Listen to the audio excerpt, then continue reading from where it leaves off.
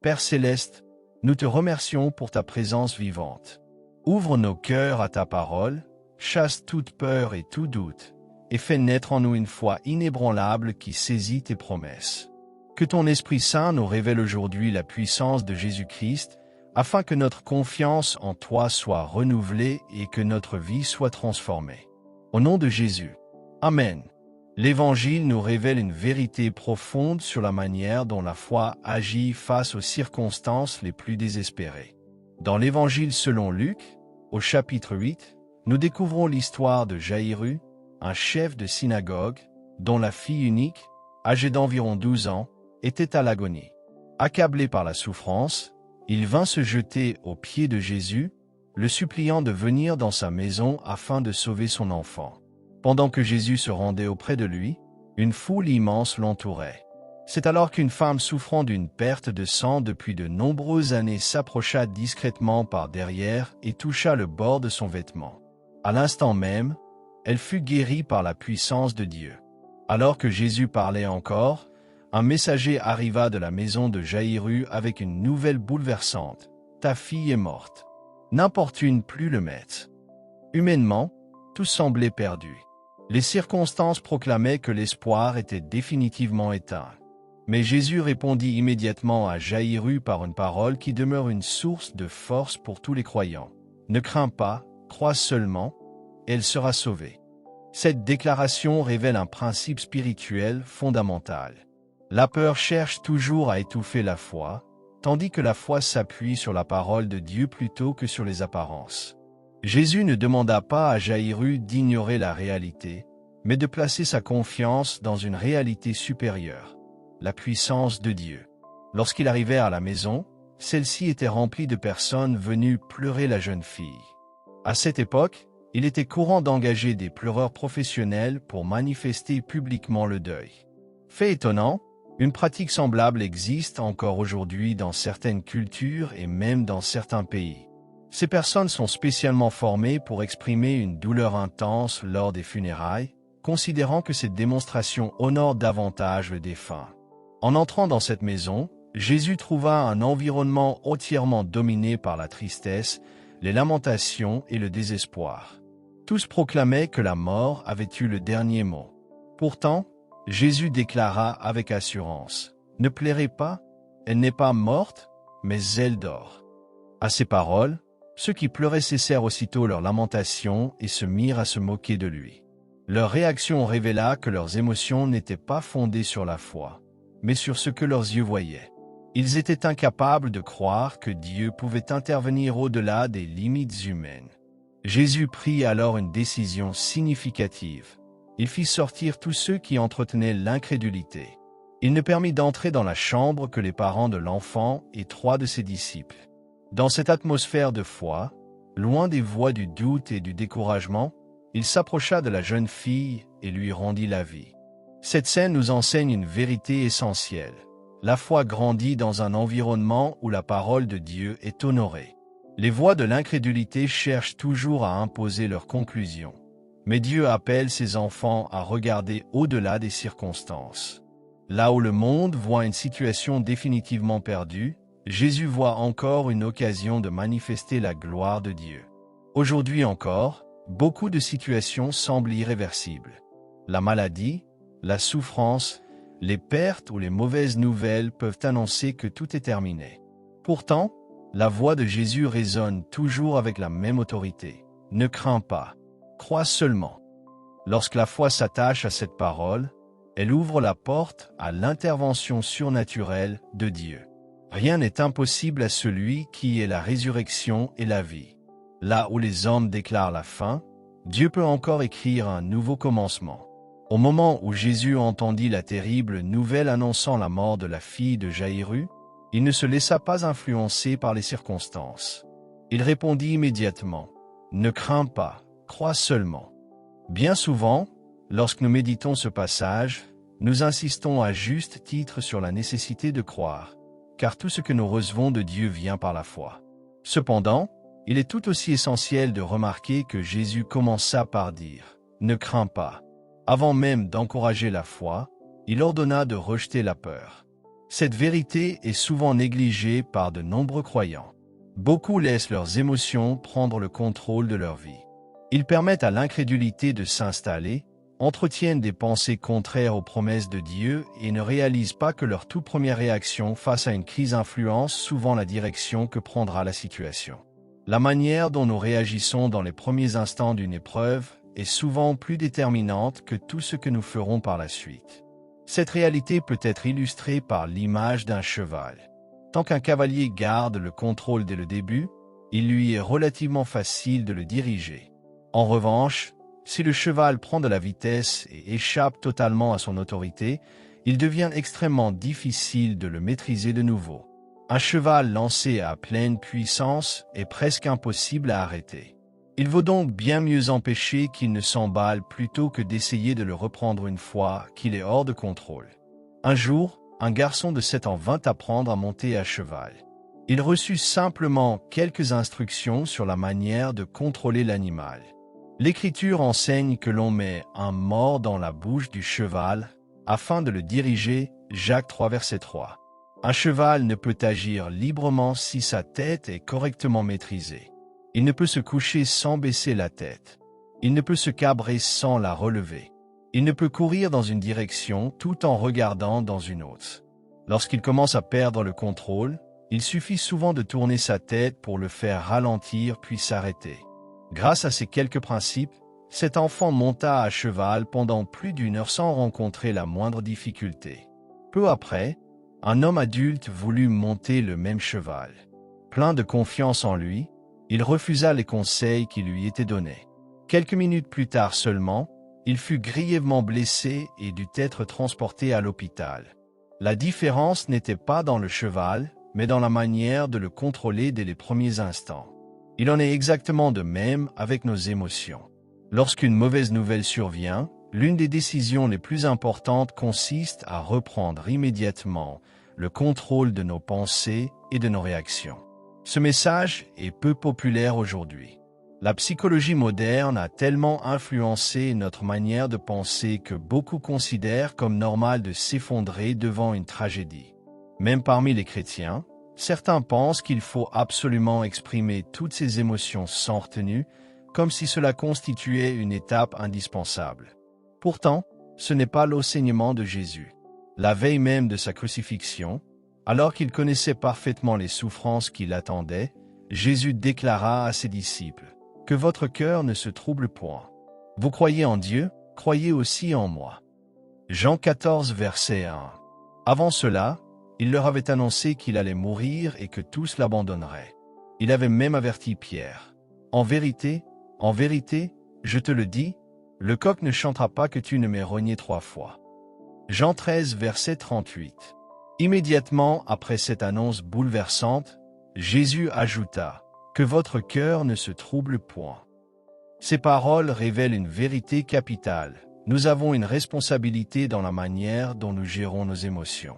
Si Jésus ordonne de ne pas laisser notre cœur être troublé, c'est que, par la grâce de Dieu, nous avons la capacité de choisir notre réponse. Contrairement à ce que beaucoup pensent, les émotions ne sont pas destinées à gouverner notre vie. Elles doivent être soumises à la vérité de la parole de Dieu. Lors de la pandémie de la COVID-19, beaucoup de croyants réagirent malheureusement avec la même peur que ceux qui ne connaissaient pas Dieu. La panique, l'anxiété et l'inquiétude envahirent les cœurs alors que les promesses du Seigneur appelaient pourtant à la confiance. Les circonstances étaient réelles, mais la parole de Dieu demeurait tout aussi réelle. La foi ne consiste pas à nier les difficultés, mais à donner davantage de poids à ce que Dieu dit qu'à ce que nos yeux voient. Lorsque nous laissons nos émotions dominer nos réactions, elles obscurcissent notre discernement. Elles nous empêchent souvent de réfléchir selon la sagesse divine. Le péché lui-même naît très souvent d'une décision émotionnelle plutôt que d'une réflexion éclairée.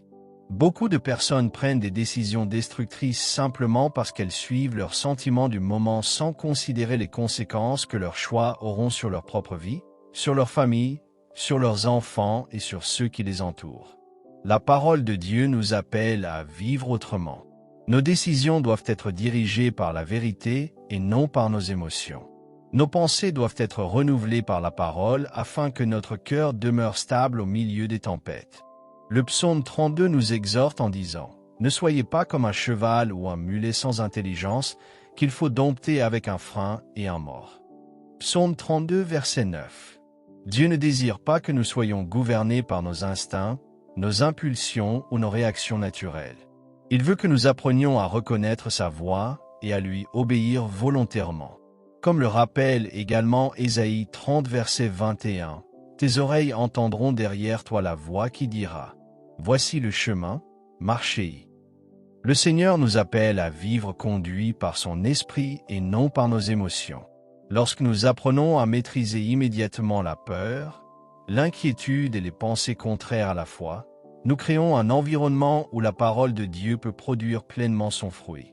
C'est ainsi que la paix remplace la peur, que la foi triomphe du doute et que les promesses de Dieu deviennent une réalité vivante dans notre quotidien. Dieu ne nous appelle jamais à vivre sous la domination de nos émotions. Un cheval n'est pas un animal stupide. Il peut être dressé et apprendre beaucoup de choses. Pourtant, il ne possède pas la capacité de raisonner comme un être humain. Il agit principalement selon ses instincts. Cette image illustre parfaitement ce qui arrive lorsqu'une personne laisse ses désirs et ses émotions gouverner sa vie au lieu de laisser la parole de Dieu diriger son cœur. Cette vérité est illustrée par une expérience concrète. Un étalon particulièrement fougueux devait être enfermé afin d'éviter qu'il ne rejoigne les juments. Une solide clôture était en construction, mais elle n'était pas complètement terminée avant un départ de plusieurs semaines.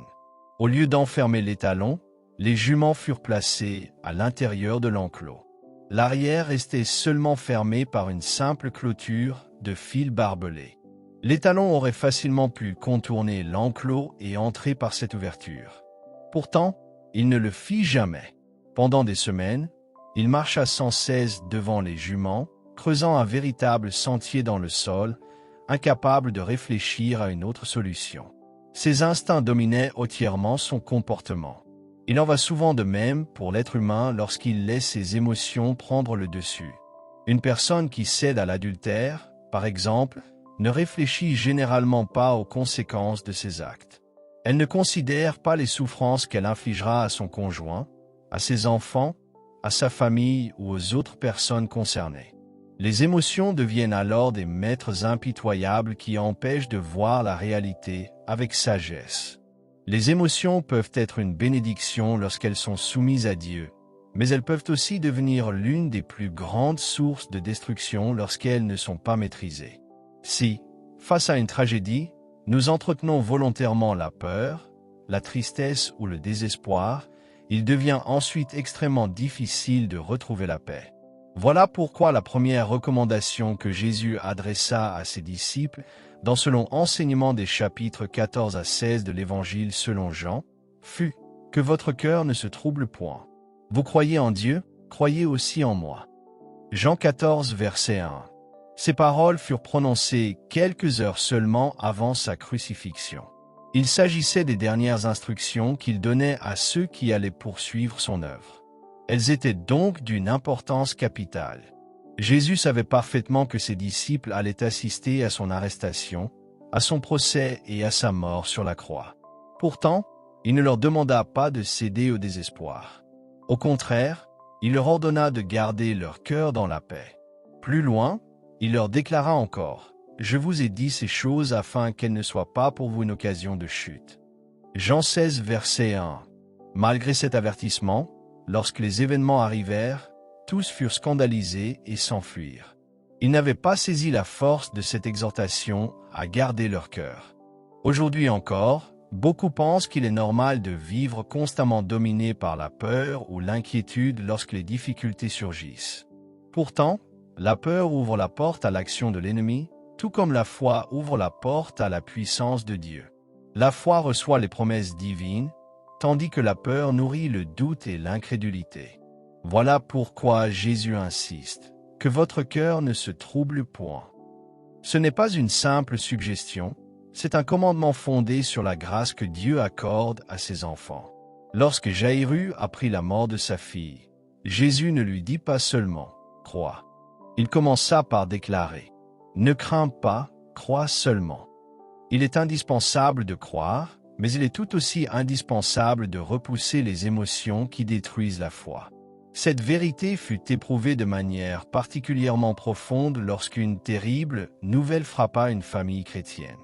Un appel téléphonique, reçu très tôt le matin, annonçait le décès d'un fils. Humainement, la douleur, le chagrin et la confusion étaient bien réels. Les émotions cherchaient naturellement à envahir le cœur. Pourtant, au lieu de s'abandonner à cette vague de désespoir, une décision fut prise, louer Dieu immédiatement. Il ne s'agissait pas d'un sentiment spontané. Il n'y avait aucune envie naturelle de louer le Seigneur dans un tel moment. Mais la décision fut prise d'obéir à la parole de Dieu plutôt qu'aux émotions. Les louanges commencèrent presque avec effort, simplement parce qu'il était évident qu'il fallait empêcher la peur et le découragement de prendre racine. Quelques minutes plus tard, quelque chose changea intérieurement. La joie du Seigneur commença à remplir le cœur. Les promesses de Dieu revinrent à la mémoire, rappelant ce que Dieu avait déjà annoncé concernant l'avenir. Si ces promesses devaient s'accomplir, alors cette mort ne pouvait pas avoir le dernier mot. Une conviction profonde remplaça progressivement la tristesse, au point que l'espérance prit toute la place. Lorsque la famille arriva à la morgue, plusieurs heures après le décès, Dieu accomplit un miracle extraordinaire. Celui qui était mort revint à la vie. Cette expérience met en lumière un principe biblique essentiel. Le problème principal n'est pas toujours un manque de foi. Très souvent, la véritable difficulté réside dans l'incrédulité, la peur, le découragement ou les pensées négatives que l'on laisse s'installer dans son cœur. Il est tout aussi important de rejeter l'incrédulité qu'il est important de nourrir sa foi. Jésus l'enseigna également lorsque les disciples lui demandèrent pourquoi il n'avait pas pu chasser un démon. Il répondit, « C'est à cause de votre incrédulité. Car, en vérité, je vous le dis, si vous aviez de la foi comme un grain de sénévé, vous diriez à cette montagne, « Transporte-toi d'ici là », et elle se transporterait. Rien ne vous serait impossible. Matthieu 17, verset 20. Jésus ne leur reprocha pas un manque de foi. Il leur révéla que leur obstacle était l'incrédulité. Une foi aussi petite qu'un grain de moutarde suffit pour accomplir des miracles lorsqu'elle n'est pas neutralisée par le doute. L'Écriture enseigne également dans Jacques 1, verset 13 à 15, que personne, lorsqu'il est tenté, ne dise « c'est Dieu qui me tente ».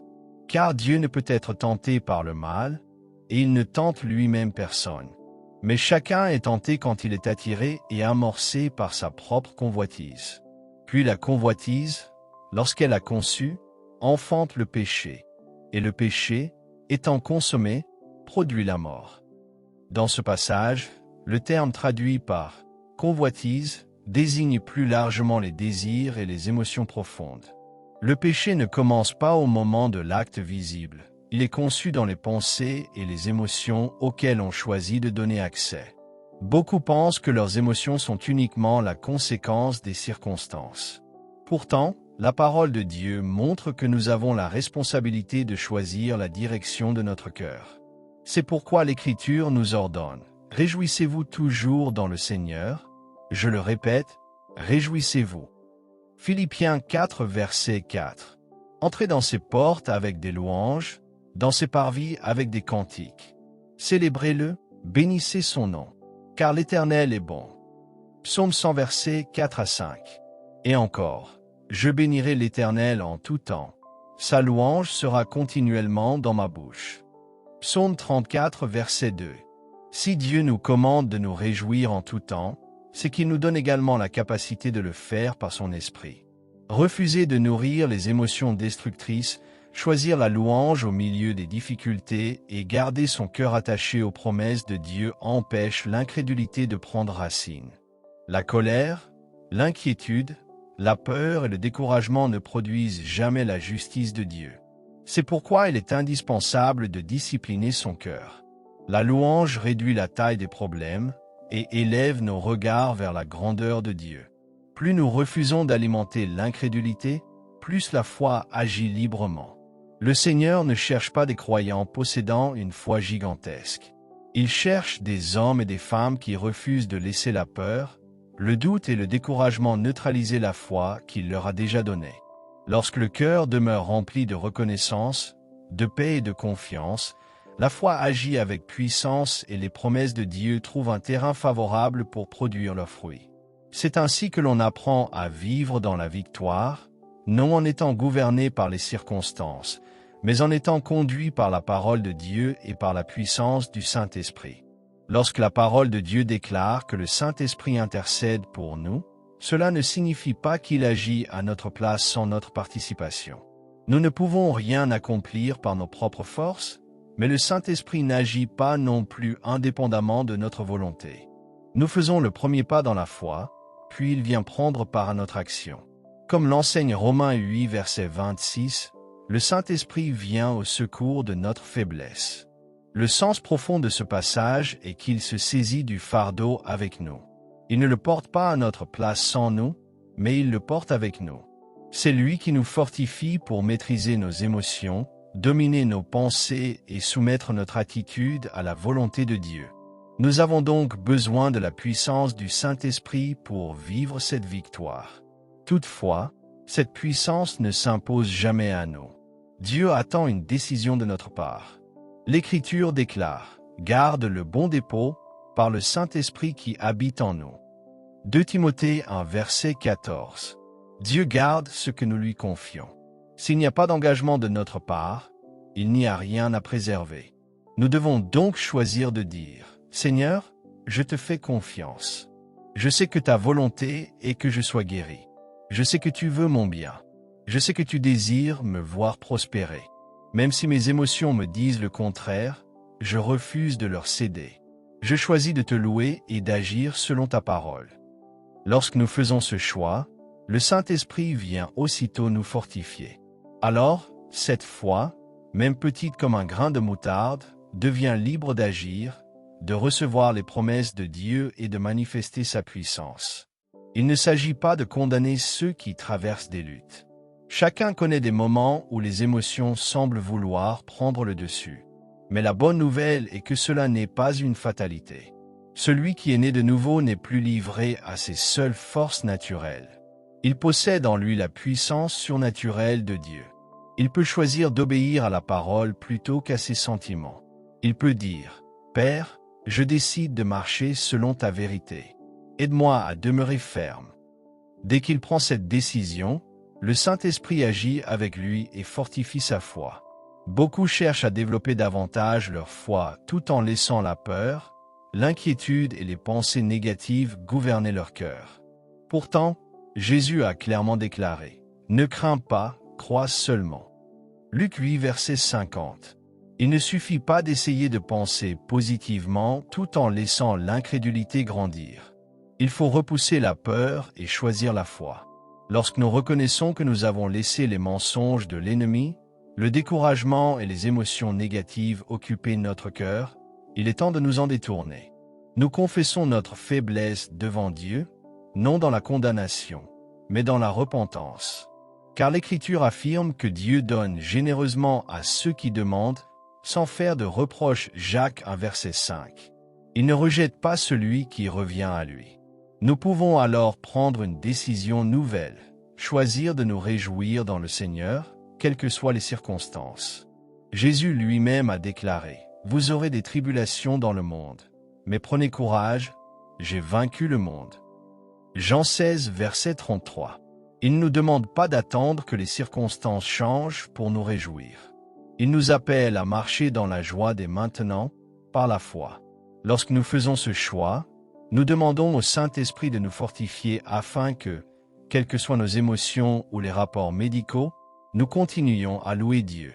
Car la joie de l'Éternel sera votre force. Néhémie 8, verset 10. Cette joie fortifie notre foi et prive l'ennemi de son influence. Nous refusons désormais de laisser la peur gouverner nos pensées. Nous rejetons les mensonges de Satan au nom de Jésus-Christ et nous proclamons notre liberté. Nous croyons que Dieu transforme notre manière de penser et renouvelle notre façon de réagir devant les difficultés. Nous croyons également à la puissance de guérison déjà accomplie en Jésus-Christ. La parole déclare, « C'est par ces meurtrissures que nous avons été guéris. » Ésaïe 53, verset 5, 1 Pierre 2, verset 24. Nous ne supplions donc pas Dieu de faire ce qu'il aurait oublié de faire. Nous recevons avec foi ce qu'il a déjà accompli à la croix. La puissance qui a ressuscité Jésus-Christ d'entre les morts habite désormais dans chaque croyant, comme l'enseigne Romains 8, verset 11. Cette puissance est déjà présente en nous. C'est pourquoi nous proclamons avec assurance que la douleur doit disparaître au nom de Jésus. Nous ordonnons à toute souffrance de quitter les corps. Nous parlons avec foi à la maladie et à sa source afin qu'elle cesse d'agir. Nous résistons à l'œuvre de Satan et nous déclarons qu'il n'a plus aucune autorité sur les enfants de Dieu. Dieu continue encore aujourd'hui à toucher les personnes souffrant de douleurs dans le dos, les épaules, les articulations, les genoux, le cœur, le système digestif ou toute autre partie du corps. Nous croyons que sa puissance restaure ce qui est atteint, redonne force aux organes affaiblis et détruit l'action de la maladie. Nous résistons à l'arthrite, aux inflammations et à toute infirmité au nom puissant de Jésus-Christ. La foi n'est cependant pas seulement une confession des lèvres, elle s'accompagne d'un acte d'obéissance. Comme le rappelle Jacques 2, verset 17, la foi, si elle n'a pas les œuvres, est morte en elle-même. Lorsque Dieu parle à notre cœur, nous répondons par un acte concret de confiance. Cet acte ne produit pas la puissance de Dieu, mais il exprime la foi qui permet de recevoir ce que Dieu a déjà donné. Il est également important de comprendre que toutes les guérisons ne se manifestent pas instantanément. Certaines le sont, mais d'autres se développent progressivement. Jésus a déclaré, « Ils imposeront les mains aux malades, et les malades seront guéris. » Marc 16, verset 18. La guérison est parfois un processus durant lequel nous continuons à marcher dans la foi, refusant la peur et l'incrédulité jusqu'à la manifestation complète de ce que Dieu a promis. Ainsi, même lorsque rien ne semble changer immédiatement, nous persistons à louer Dieu, à proclamer sa parole et à marcher dans la foi. Nous savons que Dieu est bon et qu'il ne désire pas que ses enfants vivent dans la maladie, la pauvreté ou l'oppression. Nous renonçons donc à la peur, au doute, à l'incrédulité et aux émotions destructrices. Nous faisons le choix de demeurer fermement établis sur la parole de Dieu, convaincus que le Saint-Esprit nous fortifie afin que nous persévérions jusqu'à voir la pleine manifestation de ses promesses dans notre vie. Au nom puissant de Jésus-Christ. Amen. La guérison que Dieu accomplit dans une vie est souvent le fruit d'une révélation qui transforme complètement notre manière de penser. Une personne partagea son témoignage après avoir entendu cet enseignement. Après la naissance de son enfant, elle fut confrontée à une grave maladie. Les médecins durent pratiquer une intervention chirurgicale à l'arrière de son crâne afin de soulager une pression exercée sur son système nerveux. Malheureusement, cette opération aggrava encore davantage son état. Elle souffrait de violents maux de tête, sa vision était gravement affectée, elle avait perdu une grande partie de son audition et les cheveux à l'arrière de sa tête étaient complètement tombés. Son état était si préoccupant qu'elle vivait dans l'obscurité, incapable de mener une vie normale.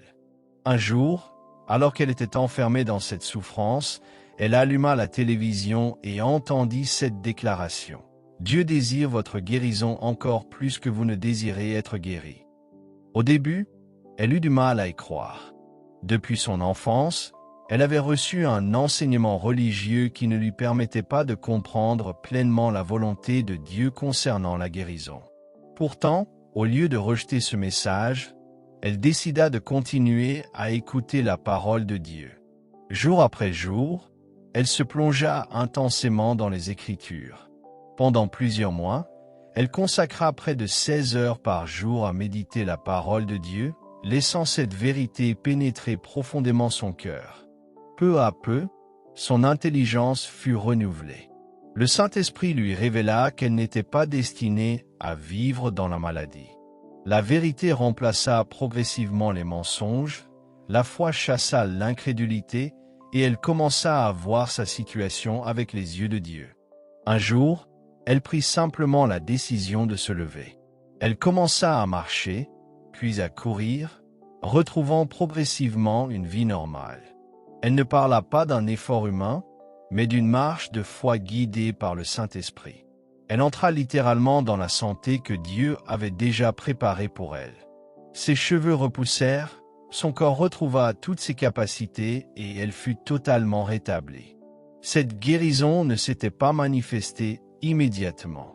Les symptômes étaient apparus au cours du 8e mois de sa grossesse. Elle avait ensuite passé environ 2 mois hospitalisée avant de continuer à souffrir pendant près d'une année. Puis, après avoir découvert dans la parole que Dieu voulait réellement sa guérison, elle demeura environ 8 mois à nourrir sa foi jusqu'à voir la manifestation complète de ce que Dieu avait déjà accompli. Cette expérience illustre parfaitement ce que déclare Psaume 107 verset 20.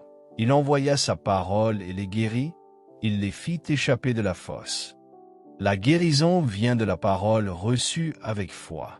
De même, Proverbe 4 verset 20 à 22 nous exhorte. « Mon fils, sois attentif à mes paroles, car elles sont la vie pour ceux qui les trouvent, et la santé pour tout leur corps. » La parole de Dieu n'est pas seulement une source d'encouragement.